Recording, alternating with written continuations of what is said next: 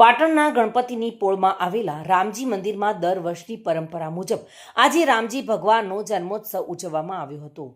ભક્તિમય વાતાવરણ વચ્ચે ભક્તોએ દર્શનનો લાભ લીધો અને ઉજવણીમાં જોડાયા હતા.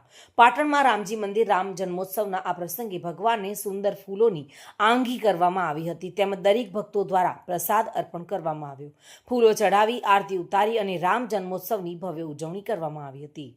મંદિર પરિસરમાં ભક્તિમય માહોલ જોવા મળ્યો હતો અને આ પ્રસંગે માહોલના બધા જ રહીશો અને વડીલોએ દર્શનનો લાભ લીધો અને ધન્યતા અનુભવી હતી.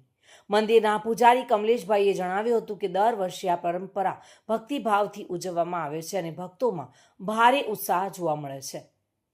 હાલ પાટણમાં રામ જન્મોત્સવ નિમિત્તે ભક્તિમય માહોલ છવાયો છે અને મોટી સંખ્યામાં ભક્તો દર્શન માટે ઉમટી રહ્યા છે. આગામી સમયમાં પણ આવા ધાર્મિક કાર્યક્રમો દ્વારા ભક્તિ અને એકતાનો સંદેશ પ્રસરતો રહેશે.